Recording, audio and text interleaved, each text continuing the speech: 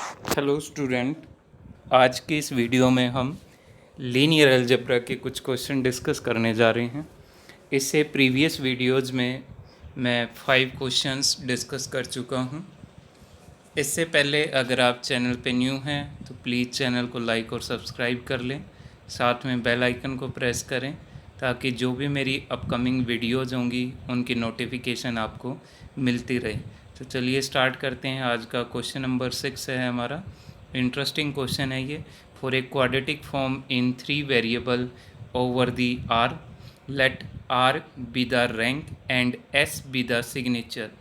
Quadratic form given है हमें 3 variables के अंदर, ओवर आर, फील्ड आर है यहाँ पे। Let small R be the rank and S be the signature. R और एस किसको डिनोट करते हैं यहाँ पे? रैंक और सिग्नेचर को। Then the number of possible pair of R comma S is. तो इस क्वाड्रेटिक फॉर्म के लिए हमें number of possible pair of R comma S find करने हैं। कितने पॉसिबल पेयर एग्जिस्ट करेंगे, ठीक है। तो सॉल्यूशन देखते हैं। Let Q X Y Z equal to 0 be any quadratic form in 3 variable. X Y Z के अंदर है तो क्यू एक्स वाई जेड मान ली हमारी क्वाड्रेटिक फॉर्म है in 3 variable over the R, ठीक है।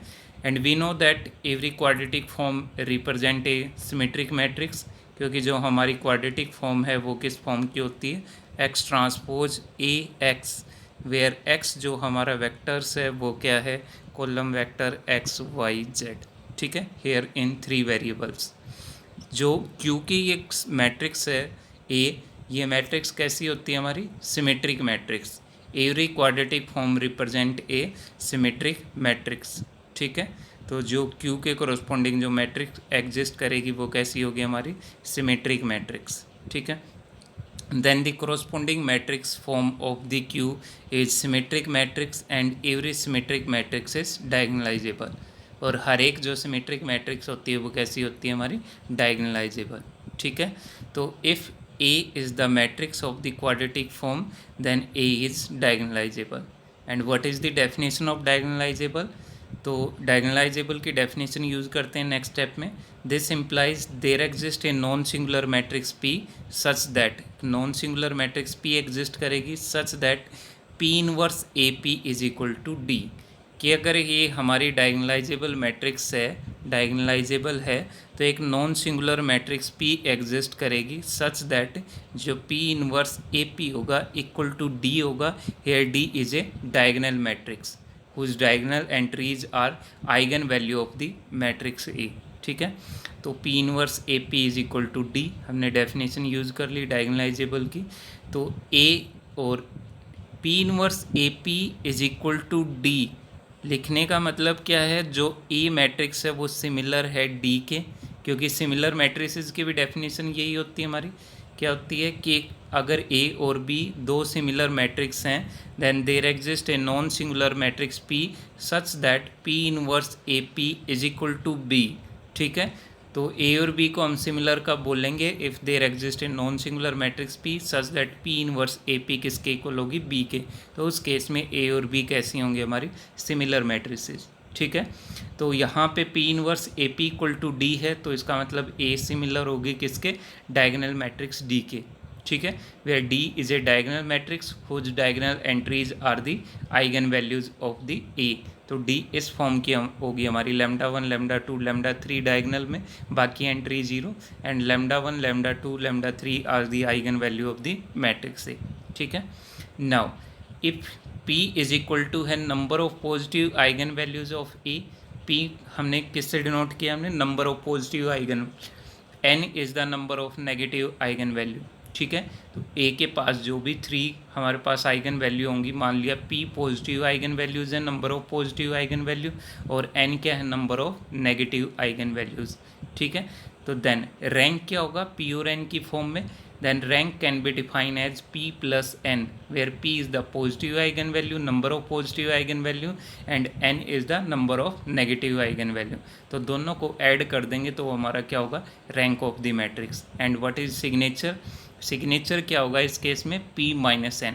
पॉजिटिव आइगन वैल्यू में से अगर नेगेटिव आइगन वैल्यू माइनस कर दें हम तो हमारा क्या मिलेगा? सिग्नेचर, ठीक है। तो रैंक और सिग्नेचर हमने डिफाइन कर लिया। अब हमें पूछा क्या है, possible pair of R and S, R और एस के पॉसिबल पेयर पूछे हैं। अब जो हमारी ए मैट्रिक्स है वो क्वाड्रेटिक फॉर्म की मैट्रिक्स है, 3x3 ऑर्डर की। अब इसका जो रैंक होगा, पॉसिबल रैंक कैन बी 0 हो सकता है, 1 हो सकता है, 2 हो सकता है और 3 हो सकता है। 0 किस केस में होगा, जब a matrix is a zero matrix, that means जो हमारी क्वाड्रेटिक फॉर्म है वो कैसी है, 0। ठीक है, तो पॉसिबल रैंक क्या हो सकता है हमारा, 0, 1, 2, 3। ठीक है, अब इस रैंक की पॉसिबिलिटी के कोरोस्पोंडिंग हम सिग्नेचर की पॉसिबिलिटी फाइंड करेंगे। फर्स्टली रैंक 0 है, तो इसका मतलब क्या है, जो p प्लस n है उसकी वैल्यू 0 है, मतलब positive eigenvalue plus negative eigen value equal to 0। ठीक है, तो number of positive eigenvalue plus number of negative eigen value equal to 0। इसका मतलब क्या हुआ, पॉजिटिव आइगन वैल्यू भी 0 होंगी, नेगेटिव आइगन वैल्यू भी 0 होंगी, तभी तो सम क्या आएगा हमारा, 0 आएगा। ठीक है, नंबर की बात करें हम, number of positive eigenvalue plus number of negative eigen value equal to 0, तो number of positive eigenvalue भी 0 होंगी, number of negative eigen value भी क्या होंगी, 0। तो p भी 0 है, n भी 0 है, तो इसका मतलब सिग्नेचर s क्या होगा हमारा, 0। तो रैंक 0 है तो सिग्नेचर भी क्या होगा, 0। तो पेयर क्या बन गया हमारा, 0,0।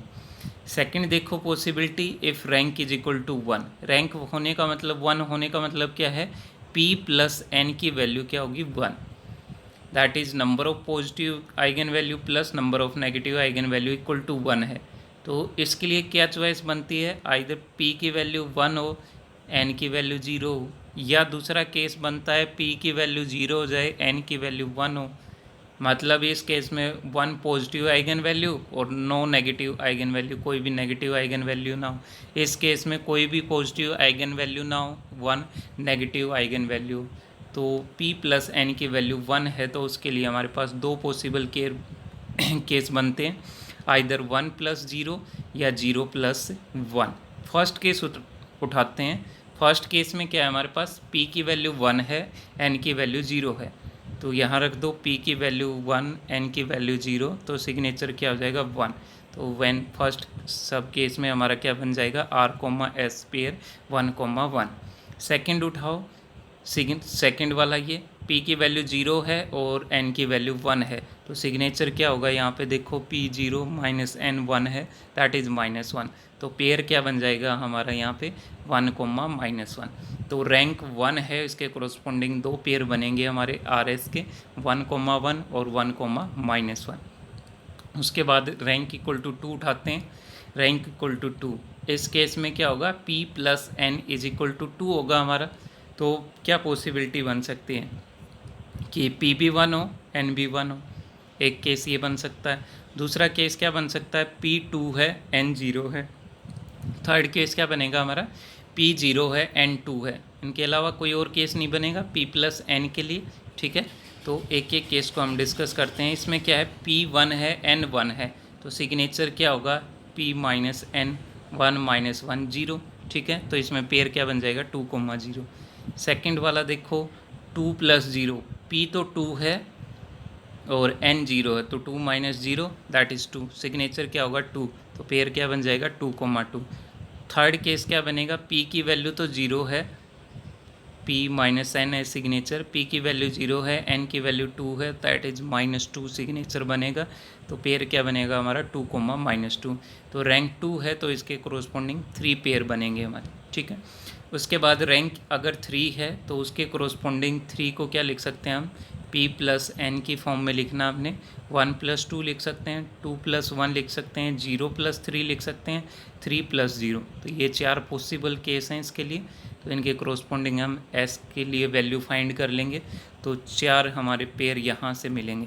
तो टोटल कितने पेयर मिले हमें, 0 के कोरोस्पोंडिंग 1 मिला, 1 के कोरोस्पोंडिंग 2 मिले, 2 के कोरोस्पोंडिंग 3 मिले और 3 के कोरोस्पोंडिंग 4 मिले, 4, 3, 7, 2, 9 एंड 0 के कोरोस्पोंडिंग 1, 10। तो टोटल पॉसिबल पेयर कितने होंगे हमारे यहाँ पे, 10 पॉसिबल पेयर होंगे r, s के। तो देखते हैं कौन सा ऑप्शन हमारा करेक्ट होगा। तो फर्स्ट है 13, इनकरेक्ट हो जाएगा, सेकंड 9 इनकरेक्ट, थर्ड 10 है, ये करेक्ट हो जाएगा, फोर्थ 16, ये भी इनकरेक्ट होगा। नेक्स्ट क्वेश्चन हमारा पार्ट सी से है, क्वेश्चन नंबर 7। स्टेटमेंट है Let T be a transformation from Cn to Cn, be a linear transformation where n is greater than equal to 2. Suppose 1 is the only eigenvalue of T. जो T transformation है उसके corresponding 1 is the only eigenvalue है. Which of the following statements are true? First is T की power k not equal to identity for any k belongs to natural number. Second option है t minus I के power n minus one equal to zero. Third है t minus I की power n equal to zero. Fourth है t minus I के power n plus one zero. ठीक है, तो one by one हमें ये 4 ऑप्शन चेक करने हैं. तो फर्स्टली सॉल्यूशन देखते हैं. हमारी जो t ट्रांसफॉर्मेशन है Cn से Cn पे, उसके क्रोस्पोंडिंग एक ही आइगन वैल्यू एग्जिस्ट करती है, that is one. One is the only eigen value. ठीक है, तो टी हमारी ऐसी ट्रांसफॉर्मेशन है जिसके क्रोस्पोंडिंग जो आइगन वैल्यू है वो सिर्फ वन ही है. ना फर्स्ट ऑप्शन है टी की power K not equal to identity होगा for all k belongs to natural number. ठीक है, तो इसके लिए हम काउंटर एग्जांपल चूज कर लें. Take T is equal to identity matrix of order N. I N consider कर लिया हमने, तो आई एन कंसीडर करेंगे. डायगोनल एंट्रीज 1 1, बाकी एंट्री 0. ठीक है, तो टी कैसे ट्रांसफॉर्मेशन है सी एन से सी एन पे, और जिसकी 1 is the only eigen value. एक ही आइगन वैल्यू है, वो हमारी क्या है, 1 है. ठीक है, तो let T is equal to है आई एन. तो टी की पावर के is equal to I n ही होगी for all k belongs to natural number. कोई भी पावर करें आइडेंटिटी ही रहेगा ये. तो फर्स्ट ऑप्शन क्या कहता है कि टी की power K not equal to identity for any K, किसी भी के लिए, तो इनकरेक्ट हो जाएगा ये. ठीक है, सेकंड ऑप्शन देखो. सेकंड क्या कहता है, टी माइनस आई की power N minus one equal to zero होगा. ठीक है, और एन क्या दे रखे हैं हमारा स्टेटमेंट में, greater than equal to two. Choose, इसको भी काउंटर एग्जाम्पल से देखते हैं हम. चूज़ कर लिया हमने एन की value 3, take n equal to 3. And T transformation जो हमारे रिप्रेजेंट करेगी मैट्रिक्स को, वो ले लिए हमने 1 2 3, 3 क्रॉस 3 की मैट्रिक्स होगी है, 0 1 1 0 0 1. इसमें भी हम चेक करेंगे एक ऐसी मैट्रिक्स हमारी अपर ट्रायंगुलर मैट्रिक्स है, तो इसकी आइगन वैल्यूज़ क्या हैं, इसकी डायगोनल एंट्री दैट इज़ 1 1 1. तो 1 is the only eigen value of T. 1 is only eigen value of T. ठीक है, तो इस केस में हमें चेक क्या करना था सेकंड में, टी माइनस आई की power N minus one. N 3 लिया तो एन माइनस वन क्या हो जाएगा, 2. तो टी माइनस आई की पावर 2 चेक करना हमें. ठीक है, तो टी ये गिवन है, टी माइनस आई क्या हो जाएगी हमारे पास, ये मैट्रिक्स बन जाएगी 0 2 3 0 0 1 0 0 1.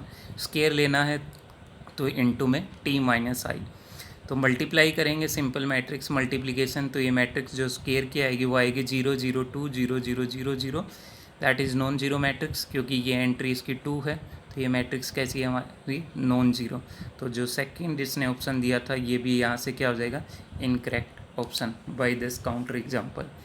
थर्ड ऑप्शन है टी माइनस आई की पावर एन इक्वल टू 0 होगा. ठीक है, इसको कैसे देखें, देखो इसको थ्योरेटिकल करते हैं हम कि since 1 is the only eigen value of T, जो टी ट्रांसफॉर्मेशन है 1 ही उसकी एक ही आइगन वैल्यू है. एंड टी जो ट्रांसफॉर्मेशन है हमारी सी एन से सी एन पे है, तो it will represent a matrix of order n cross n की मैट्रिक्स, जिसकी सारी आइगन वैल्यू कैसी होंगी, 1 होंगी. ठीक है, तो मान लिया lambda 1 lambda 2 lambda n are the eigen value of the matrix T and each eigen value is 1. ठीक है, अगर ये इसके आइगन वैल्यू हैं तो करेक्टरिस्टिक पोलिनोमियल क्या बनाते हैं हम आइगन वैल्यूज से, x minus lambda 1 into x minus lambda 2 into x minus lambda n. ये करेक्टरिस्टिक पोलिनोमियल होता है हमारा, कि अगर हमारे पास ये आइगन वैल्यू गिवन है तो करेक्टरिस्टिक पोलिनोमियल ये फॉर्म करेंगे हम. ठीक है, तो यहाँ पे देखो each lambda 1 lambda 2 lambda n क्या है, 1 है. तो करेक्टरिस्टिक पोलिनोमियल क्या बनेगा इसका, x minus one into x minus one into x minus one, कितनी बार, n टाइम. तो करेक्टरिस्टिक पोलिनोमियल क्या बनेगा, x माइनस वन की पावर n. ठीक है, 1 is the only eigen value of t, then characteristic polynomial of t over x is equal to क्या बनेगा, x माइनस वन की power n. And we know that every transformation या every matrix satisfy its characteristic polynomial bye Cayley Hamilton theorem. तो T इसको satisfy करेगा, तो x की जगह क्या रख दें हम, टी माइनस आई की power n equal to zero. Satisfy करने का मतलब क्या, इक्वल टू जीरो। तो हमारे पास ये कंडीशन क्या बन गई यहाँ से, टी माइनस आई की power n equal to zero. ठीक है, तो सिंपली हमने करेक्टरिस्टिक पोलिनोमियल की हेल्प से ये ड्राइव कर लिया। ऑप्शन 3 में यही गिवन था, तो ऑप्शन 3 क्या है हमारा करेक्ट ऑप्शन है। फोर्थ ऑप्शन देखो, टी माइनस आई की पावर एन प्लस वन कर दिया इसमें, तो देखो इसको मैं लिख सकता हूँ एन प्लस वन पावर को टी माइनस आई की power n into T minus I. और थर्ड ऑप्शन में हमने दिखाया टी माइनस आई की power n is equal to zero matrix, तो zero into T minus I that becomes a zero matrix. ठीक है, तो फोर्थ ऑप्शन भी हमारा यहाँ से करेक्ट है। तो करेक्ट ऑप्शन क्या है इसके, 3 और 4 और 1 and 2 are the incorrect option.